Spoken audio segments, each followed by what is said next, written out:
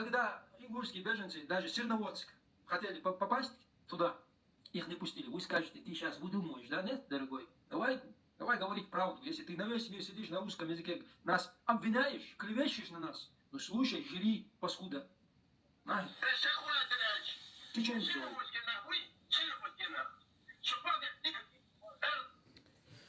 Тут Абу Кавказ показывает видеоролик, вы можете зайти на его прямой эфир и посмотреть этот момент, где этот непонятный чеченец, старик, рассказывает, что из Серноводска люди не запускали ингушских беженцев. Я так и не понял, почему этот чеченский старик именно в 95 году, вот его видео, не знаю, то ли 94 то ли 95 года, почему он эту тему затронул во время войны, когда шла война, боевые действия в Чечне. Ну, мы же понимаем, что он может быть кем угодно, и его слова никак ничем не доказаны, не проверены и так далее. И хочу напомнить Абу Кавказу, вот, это монета. Это монета. Видите, орел, да? И вы фиг поймете, которые не интересовались этой монетой, это что за монета? Какого государства? Это 1 или 2, или евро, или фунт, или нахар и так далее. Вы не поймете, если вы не интересовались. Когда вы вот так перевернете, вы поймете, что это за деньги. 2 евро. И также в случае этого видеоролика, и в случае того, что ты говоришь Абу Кавказ.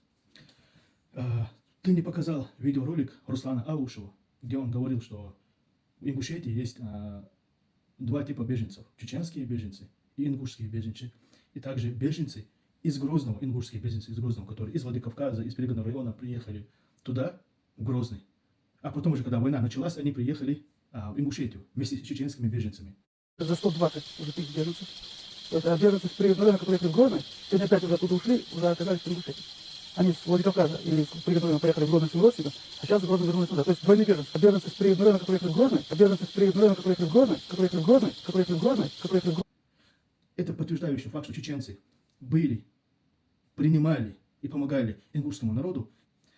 Также есть видеоролик, где раненый ингуш в 92 году в Чечне, в Грозном, в больнице, рассказывает, дает интервью.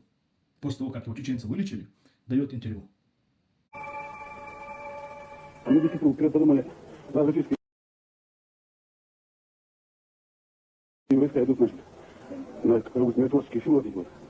Наши нет, значит, они между нами станут, и все утянут. А уже на виду, когда уже в танке оказались уже, мы не думали, что будет стрелять. Сразу же, ни с того ни сюда, никаких разговоров не было. Уверенно, мы свободно стояли и начали палить.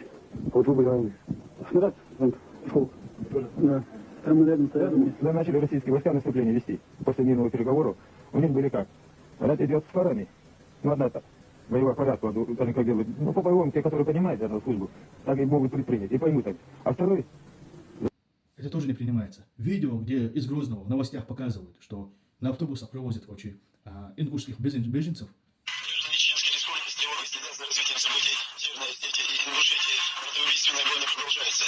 Многие беженцы из ингушских сел, которые находятся сегодня на территории пригородного района, уже находятся в Грозном. И многие из них поступили не только в Назрановские, но и в Грозненские больницы. То есть газеты и так далее, рассказы про это.